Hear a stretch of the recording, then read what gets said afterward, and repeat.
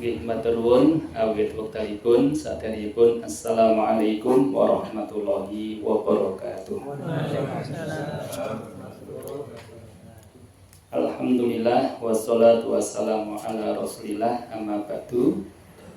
Bapak-bapak ingkang tansah hormati, alhamdulillah wonten ing wekdal menika kita sampun lebet bab enggal nggih menika ngingingi larangan qazak.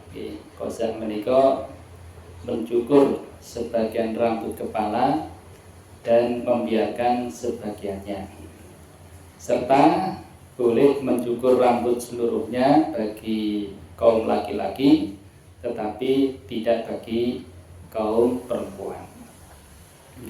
Ada 4 hadis nggih. Hadisnya pendek. Yang pertama, Ani bin Umar radhiyallahu anhuma qala naha Rasulullah sallallahu alaihi wasallam anil qaza'i, muttafaqun alaihi. Dari Ibnu Umar, maksudnya Abdullah bin Umar, semoga Allah meridai keduanya, yakni meridai Abdullah dan juga Umar bin Khattab radhiyallahu anhuma, yakni ayahnya. Dia berkata, Rasulullah Shallallahu Alaihi Wasallam melarang qazak. Qazak itu seperti tadi, yakni menggundul sebagian rambut kepala, kemudian sebagian rambut kepala habis, kemudian membiarkan rambut yang lain. Nah, kalau model sekarang itu bisa dikatakan mohak, model mohak, mohak. Kenapa Mas?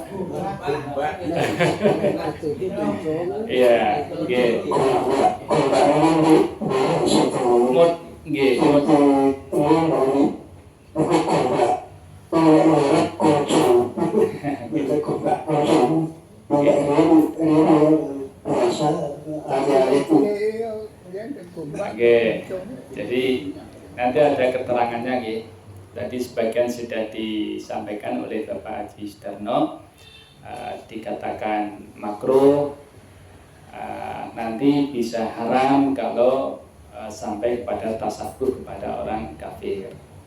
Namun boleh apabila ada hajat, umpamanya ada luka kemudian harus dikerik dulu, maka hal semacam itu tidak mengapa. Baik, Bapak-bapak rahimani wa rahimakumullah.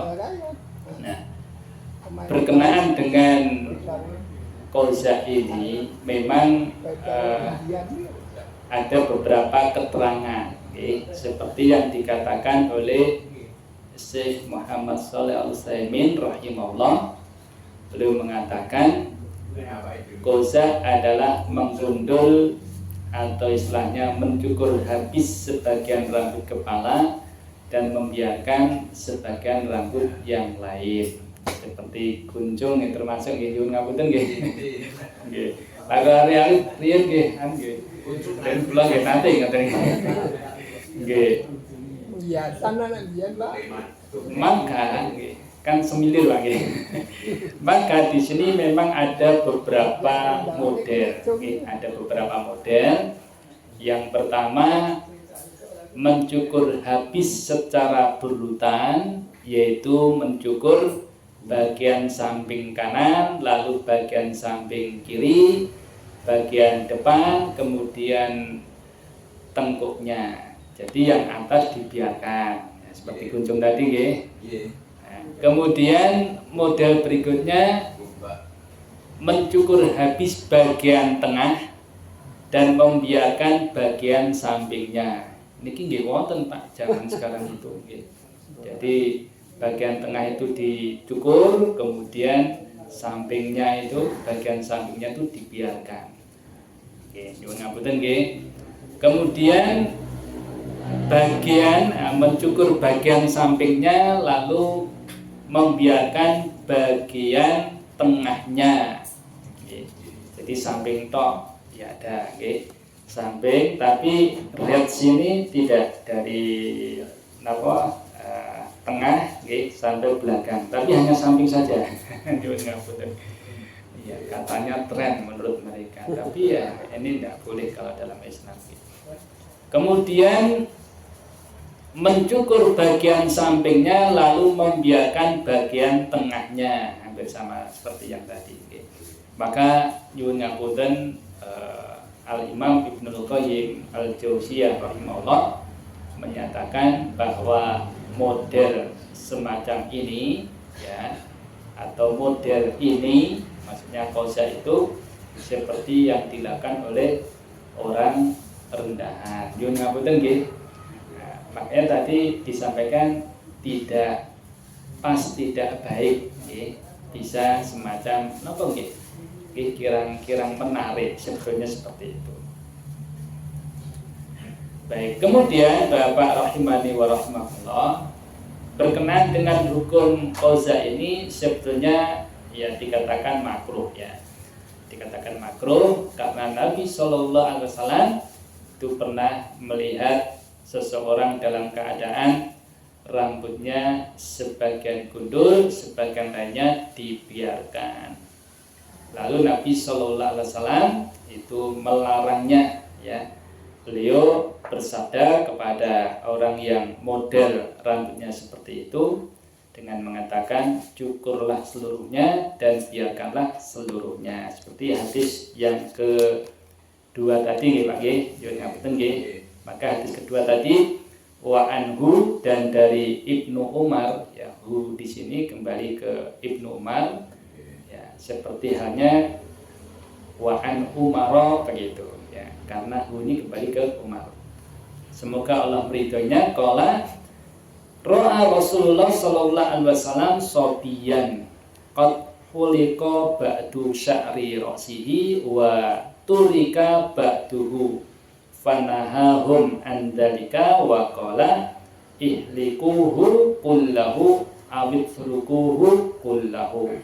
Rawahu Abu Dawud bi isnadin sahihin ala syarti al-Bukhari wa Muslim. Niki yang dimaksud tadi pembahasan sebelumnya. Dari Ibnu Umar, semoga Allah meridhai keduanya, dia berkata Rasulullah Shallallahu alaihi wasallam pernah melihat seorang bayi dicukur. Sobian ini masih kecil maksudnya. Jadi seorang bayi dicukur sebagian rambut kepalanya dan dibiarkan sebagian yang lainnya. Nah, beliau pun yakni Rasulullah SAW itu melarang melakukan hal itu seraya berkata ya, atau bersabda ihlikuhu. Jadi ihlikuhu itu fi'il amr nih.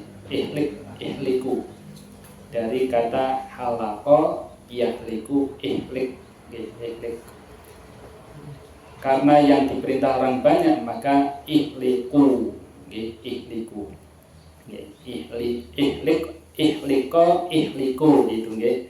Kemudian hu ini pada orang yang dicukur tadi. Jadi ihlikuhu kullahu, maksudnya cukurlah semuanya atau tinggalkan semuanya. Jadi gak dicukur.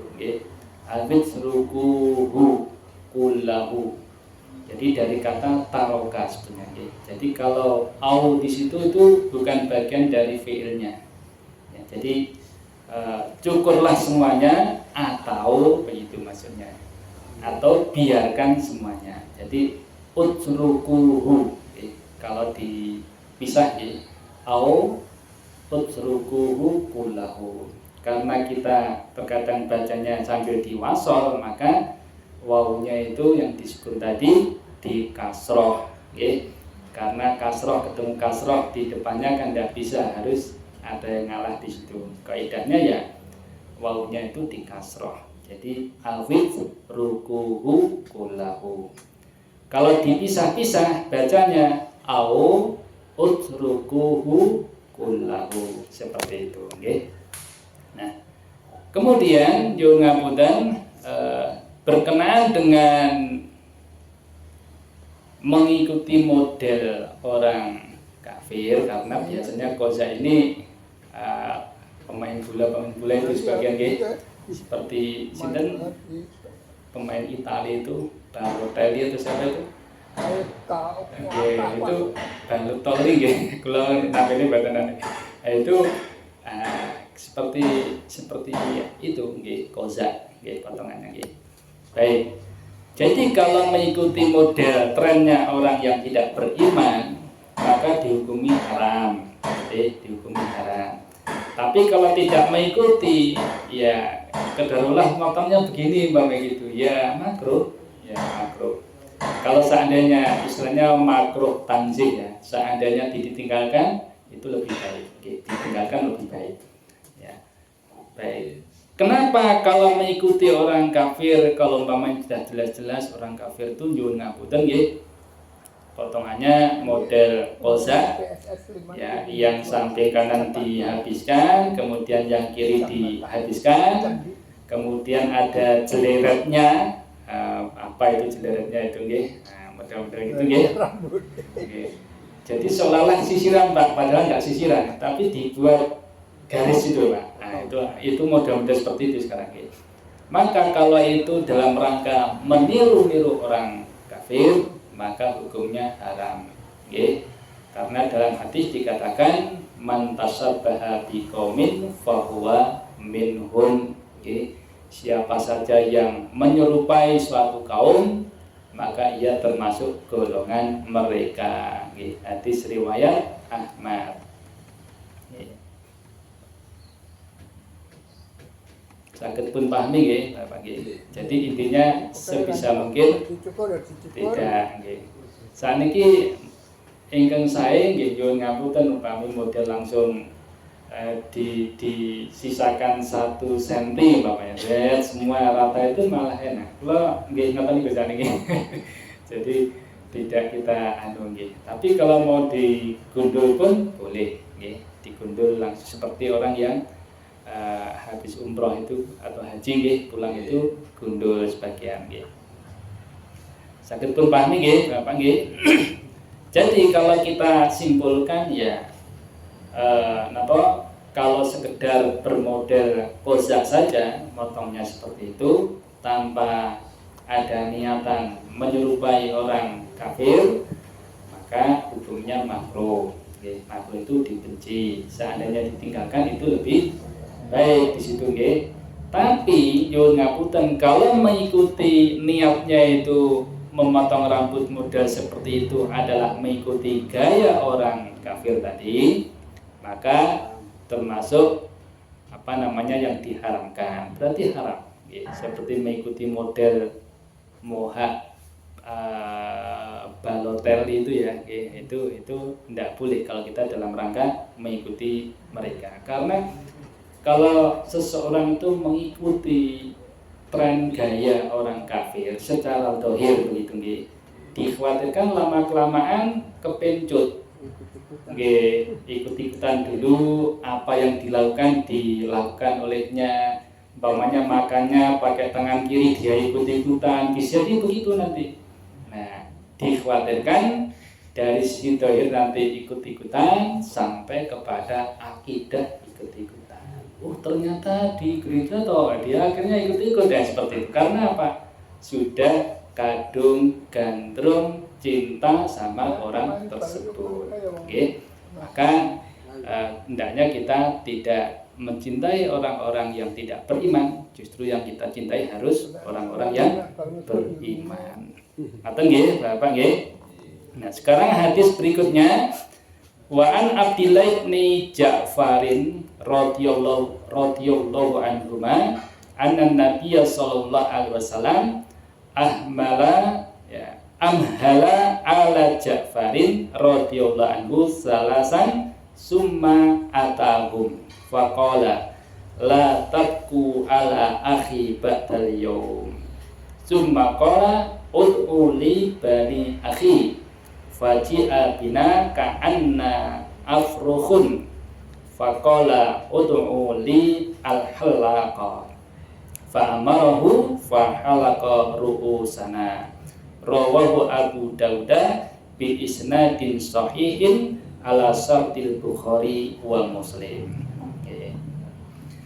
Dari Abdullah bin Ja'far, semoga Allah meridhoi keduanya, bahwasanya Nabi Shallallahu Alaihi Wasallam memperpanjang waktu berduka bagi keluarga Ja'far sampai 3 malam.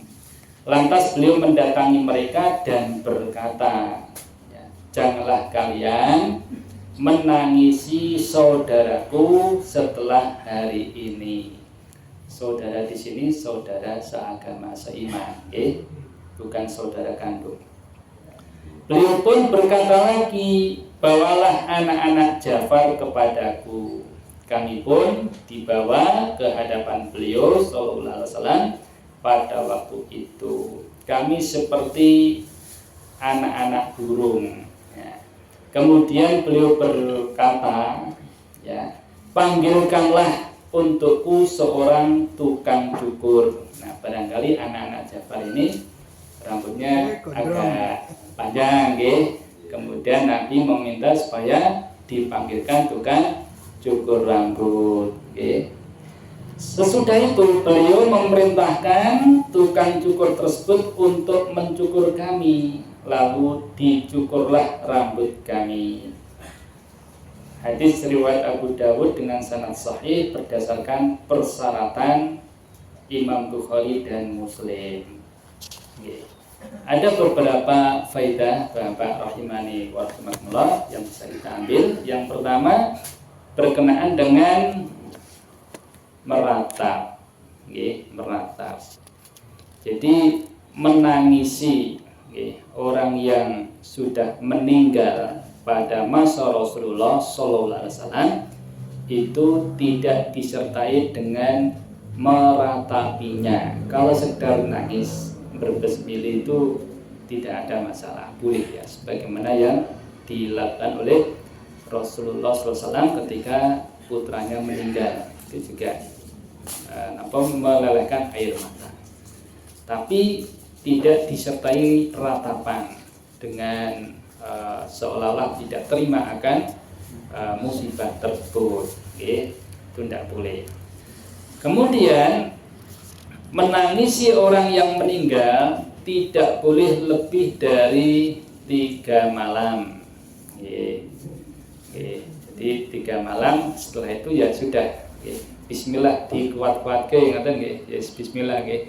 Tapi yang namanya manusia itu tergantung dari kekuatan ya imannya, begitu. Dan juga ilmu tentunya, ketika ada larangan seperti ini, bismillah untuk bisa bersabar.